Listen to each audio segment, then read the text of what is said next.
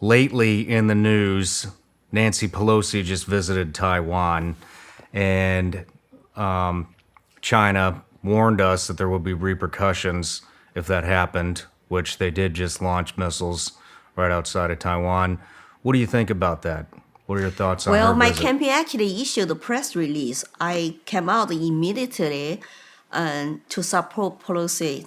And I tell people, as the only congressional candidate, Republican candidate running for Congress this year, I stand with Pelosi. I support her to show solidarity and stand with Taiwan. The thing is, though, I think America will look very weak if she did back down because there are threats from CCP, a thuggish government not elected by the people.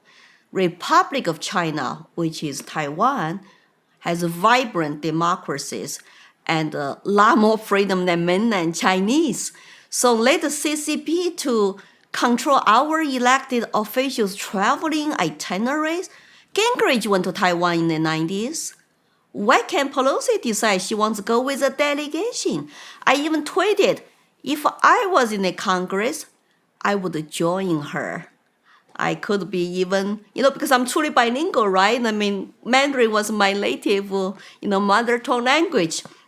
We have to absolutely support Taiwan.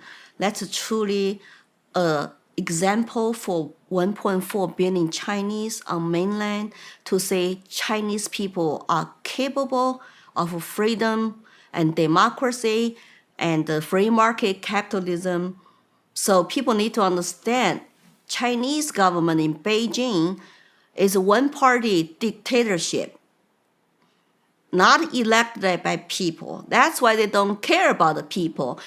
Remember the COVID? First response, any crisis, the local government officials, CCP officials want to cover them up because they might lose their job. If the top boss in Beijing found out, oh, you mishandled this.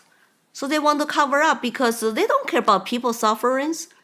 Because the only way they lose their job is to get fired by their top boss in CCP, but not by the people. So people, actually, Chinese people are the biggest victims of CCP government, where Taiwan people, according to the poll, they saw what happened in Hong Kong.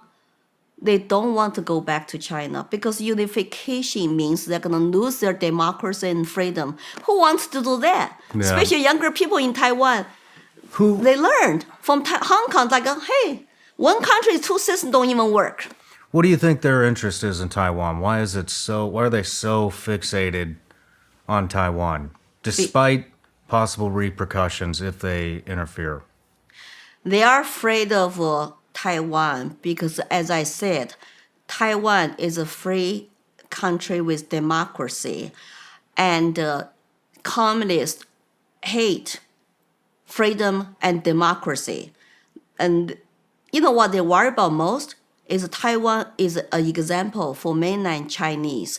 So if they can collapse Hong Kong, control Taiwan, that means the mainland Chinese, will not know what the true freedom democracy is about. That's what communists do. They want to take over probably lots of places, including other free world countries, because they hate their own people someday wake up to say, you know what? How come we live like slaves? We cannot vote. We cannot have freedom. And we're in lockdowns. Government tell us lockdown every 24 hours, go charge your COVID app to say, if I can have another 24 hours freedom. That's what they're doing now. Yeah. You look at Shanghai, you look at Shenzhen under lockdown, those are the most international, wealthy cities in China. They look like dead. It's so sad to say that I think the China economy is about to collapse because of that. And they are trying to distract to say, because they control all the propaganda to say, oh, demonize America, demonize Pelosi to visit Taiwan. She did not say anything unusual. She just said we stand with Taiwan. We support democracy and freedom.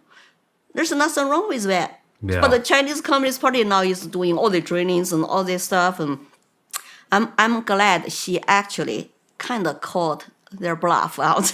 Yeah, me too. Yeah. I never thought I would stand with Pelosi, but I do think that she did the Well, right that's move. what I'm saying. We don't have to be partisan on everything. When our elected politicians do right thing, we should give them the credit.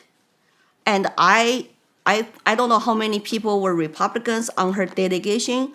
I suggest her she should take both party elected officials to go with her. Yeah. But lots of Republicans already did before she showed up. But because she's like the number 3, the most important person in the U.S. politics, that's why China is making all the noise and threats. Yeah. Well, let's get ready to dive into the interview. One last thing. I always take a question from my patrons over on Patreon. They're why I'm sitting here. They're why you're sitting here. They're our biggest supporters. And this one is from Paul Garrison. And I had to pick Paul because Paul has been suggesting you to come on this show for probably 6 months now. Wow, thanks, Paul. Yeah. So Paul's question is, can the U.S. avoid its own version of the culture revolution through legislature, or will it take a more homegrown approach through strong families and local communities banding together?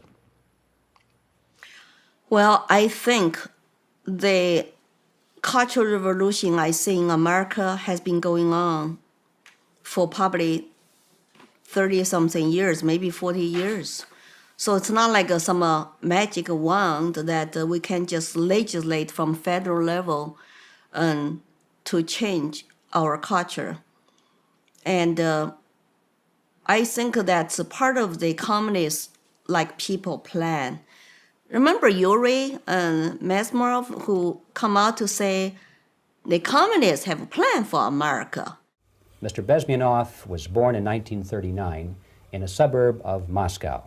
He was the son of a high-ranking Soviet Army officer. Well, you spoke several times before about ideological subversion. That is a phrase that I'm afraid some Americans don't fully understand.